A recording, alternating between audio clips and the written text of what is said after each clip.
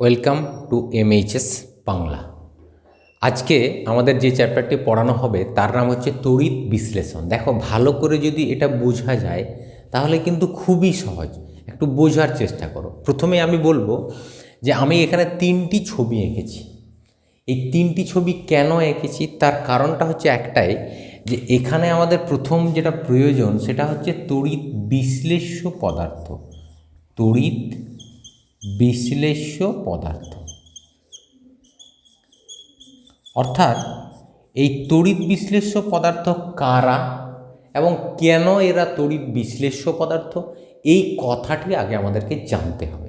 এটা জানার জন্য আমি যে ছবিটি এঁকেছি এই ছবিটি একটু দেখো।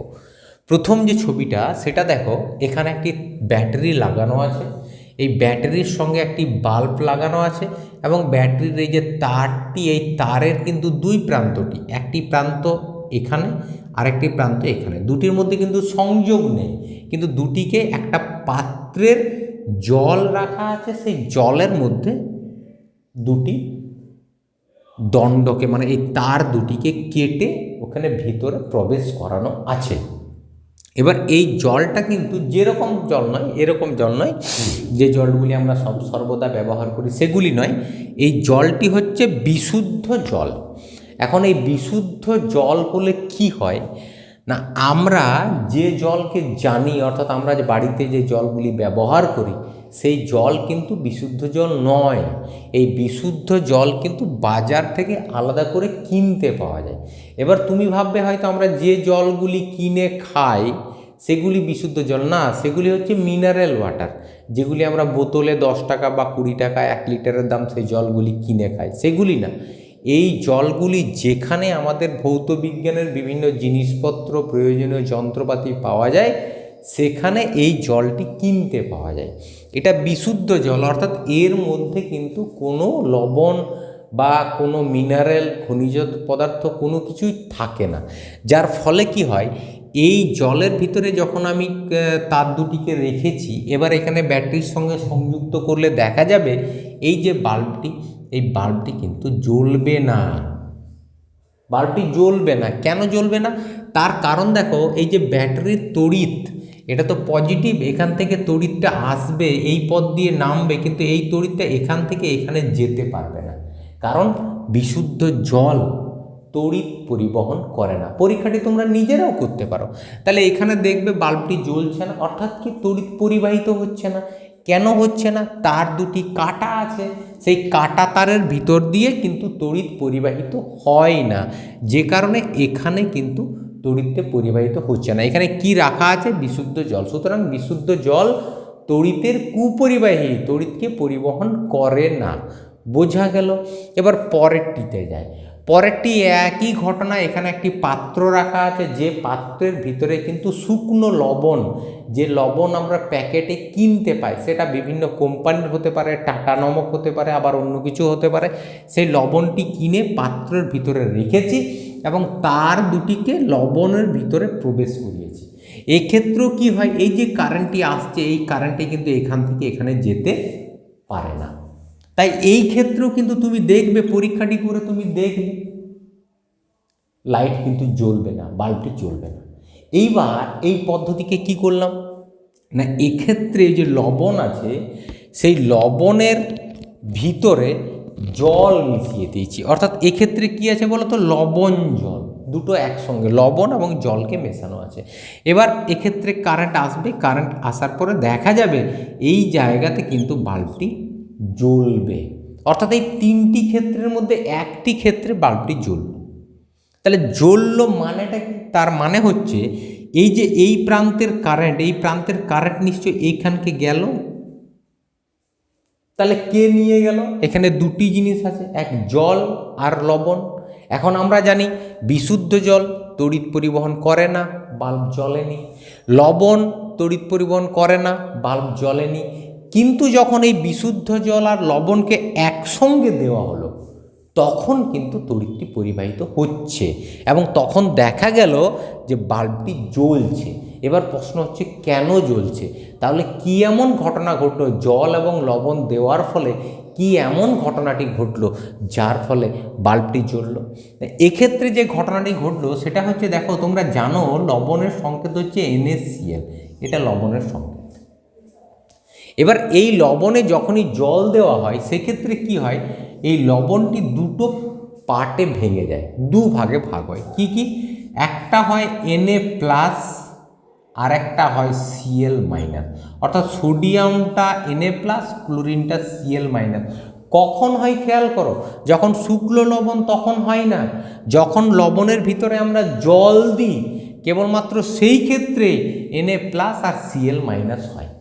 আর এই Na+ আর Cl- এরাই কি করে, এই যে এই জায়গাতে এক্ষেত্রে তৈরি হবে Na+ আর Cl-।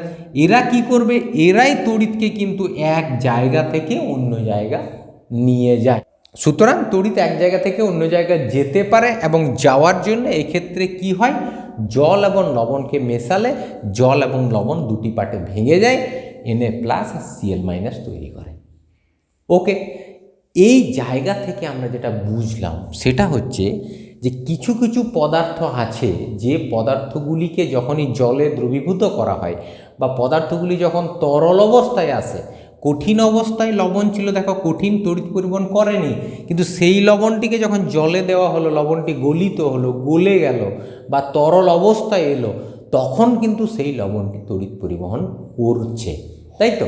এই যে পদার্থগুলি, এই পদার্থগুলিকে আমরা বলি তড়িৎ বিশ্লেষ্য পদার্থ। দেখো নামের ভিতরেও কিন্তু লেখা আছে তড়িৎ, অর্থাৎ এরা কিন্তু তড়িৎকে পরিবহন করে। ওকে, দ্বিতীয় হচ্ছে বিশ্লেষ্য। বিশ্লেষ্য মানে ভেঙে যাওয়া, বিশ্লিষ্ট হওয়া, অর্থাৎ এক্ষেত্রে যে পদার্থটি তড়িৎ পরিবহন করলো NaCl, তার কি হবে, বিশ্লেষণ হবে, ভেঙে যাবে Na+, Cl-। এই পদার্থগুলিকে আমরা বলি তড়িৎ বিশ্লেষ্য পদার্থ। তাহলে তড়িৎ বিশ্লেষ্য পদার্থ কোনগুলি? না, এখানে তড়িৎ বিশ্লেষ্য পদার্থ যেটা, সেই তড়িৎ বিশ্লেষ্য পদার্থটি হলো NaCl, এটা তড়িৎ বিশ্লেষ্য পদার্থ। কিন্তু খেয়াল রাখবে, তড়িৎ বিশ্লেষ্য পদার্থ সাধারণ অবস্থায় তড়িৎ পরিবহন করে না। এদেরকে তড়িৎ, দেখো সাধারণ অবস্থায়, কঠিন অবস্থা, লবণের সাধারণ অবস্থা হচ্ছে কঠিন, কঠিন অবস্থায় কিন্তু তড়িৎ পরিবহন করে না। এদেরকে তড়িৎ পরিবহন করতে গেলে এর কি হয়, এদেরকে গলিত অবস্থায় আনতে হয় বা জলে দ্রবীভূত অবস্থায় আনতে হয়, তখন কিন্তু এরা তড়িৎ পরিবহন করে, যখন জলে দ্রবীভূত অবস্থায় আসে অথবা গলিত অবস্থায় আসে। তাহলে গলিত বা জলে দ্রবীভূত অবস্থাতে এই NaCl পদার্থটি তড়িৎ পরিবহন করে, তাই এটিকে বলা হয় তড়িৎ বিশ্লেষ্য পদার্থ। তাহলে খেয়াল করো কাকে তড়িৎ বিশ্লেষ্য পদার্থ, কতগুলি ধর্ম আমাদেরকে খেয়াল রাখতে হবে। প্রথম হচ্ছে পদার্থটি হবে গলিত বা জলে দ্রবীভূত, এটা হবে প্রথম ধর্ম, প্রথম কথা, এটা একটা। দ্বিতীয় কি হতে পারে, দ্বিতীয় হবে যে পদার্থটি থাকবে সেই পদার্থটি তড়িৎ পরিবহন করবে, তড়িৎ পরিবহন করে, এটা করবে। তৃতীয় কি হবে, তৃতীয় একটা ধর্ম, পরিবহনের ফলে এই পদার্থটির কি হবে, বিশ্লিষ্ট হবে বা বিশ্লেষণ হবে, ভেঙে যাবে। এই তিনটি ধর্ম বোঝা গেল। তাহলে সুতরাং যেসব পদার্থ গলিত বা জলে দ্রবীভূত অবস্থায় তড়িৎ পরিবহন করে এবং তড়িৎ পরিবহনের ফলে বিশ্লিষ্ট হয়, কেমন বিশ্লিষ্ট হয়, এই যে দেখো আয়নে বিভক্ত হয়, Na+ Cl-। তাহলে যেসব পদার্থ গলিত বা জলে দ্রবীভূত অবস্থায় তড়িৎ পরিবহন করে এবং তড়িৎ পরিবহনের ফলে বিশ্লিষ্ট হয়, তাদেরকে আমরা বলি তড়িৎ বিশ্লেষ্য পদার্থ। এবার প্রশ্ন হচ্ছে কারা তড়িৎ বিশ্লেষ্য পদার্থ? তড়িৎ বিশ্লেষ্য পদার্থ হচ্ছে NaCl, যে কোনো লবণ, NaCl হতে পারে magnesium chloride MgCl2, calcium chloride CaCl2, এরা হতে পারে, হতে পারে যে কোনো অ্যাসিড, সেটা হতে পারে HCl, H2SO4, HNO3, এই অ্যাসিডগুলি হতে পারে, যে অ্যাসিডগুলিকে আমরা জানি। হতে পারে ক্ষার, অর্থাৎ ক্ষার যেমন NaOH, এটা হতে পারে, হতে পারে KOH, পটাশিয়াম হাইড্রোক্সাইড, অথবা যেটা চুন, ক্যালসিয়াম হাইড্রোক্সাইড, তারাও কিন্তু গলিত বা জলে দ্রবীভূত অবস্থায় তড়িৎ পরিবহন করতে পারে। বোঝা গেল? সুতরাং তড়িৎ বিশ্লেষ্য পদার্থ কোনগুলো আমরা বুঝতে পেরেছি। এবার দেখো এই পদার্থগুলির সঙ্গে আমাদের যারা তড়িৎ পরিবাহী কোনগুলি না, যে পদার্থগুলি কঠিন অবস্থায় তড়িৎ পরিবহন করে, অর্থাৎ কোনো একটা ধাতু, মনে করো তামা তড়িৎ পরিবহন করে, দস্তা তড়িৎ পরিবহন করে, ভালো তড়িৎ পরিবহন করে আমরা পড়েছি রূপা। এরা তড়িতের পরিবাহী, কিন্তু এরা তড়িৎ বিশ্লেষ্য পদার্থ নয়। কেন তড়িৎ বিশ্লেষ্য নয়? কারণ তড়িৎ বিশ্লেষ্য হতে গেলে গলিত বা দ্রবীভূত অবস্থায় তড়িৎ পরিবহন করতে পারবে। তাহলে গলবে, গলিত বা জলে দ্রবীভূত অবস্থায় তড়িৎ পরিবহন করবে, এটা একটা। দ্বিতীয় হচ্ছে তড়িৎ পরিবহন করার ফলে বিশ্লিষ্ট হবে। এই দুটি ধর্ম যাদের ভিতরে থাকবে তারা হবে তড়িৎ বিশ্লেষ্য। এখন মনে করো আমরা বলছি যে আমাদের এই যে তামা Cu, এটা তড়িৎ পরিবহন করে, তামা তড়িৎ পরিবহন করে, কিন্তু খেয়াল করো তামা আমি মনে করছি গলিত বা দ্রবীভূত অবস্থায় থাকে না, গলিত বা দ্রবীভূত অবস্থায় তামাকে করা যায় না। কিন্তু যদি তামার জায়গায় আমি এটা নিই পারদ তো গলিত বা দ্রবীভূত তরল অবস্থা, তাহলে পারদ তরল অবস্থায় তড়িৎ পরিবহন করে। তাহলে পারদ কি তড়িৎ বিশ্লেষ্য? না, পারদ তড়িৎ বিশ্লেষ্য নয়। কারণ পারদ গলিত বা জলে দ্রবীভূত, এই যে কথাটি, এই কথাটির অর্থ হলো তরল, অর্থাৎ পারদ তরল অবস্থায় তড়িৎ পরিবহন করে। হ্যাঁ, পারদ তো তরল, এমনিতেই সাধারণ অবস্থায় তরল, সুতরাং তরল অবস্থায় পারদ তড়িৎ পরিবহন করে। কিন্তু পারদ কি বিশ্লিষ্ট হয়, ভেঙে যায় তড়িৎ পরিবহনের ফলে? না, ভাঙে না। কেন?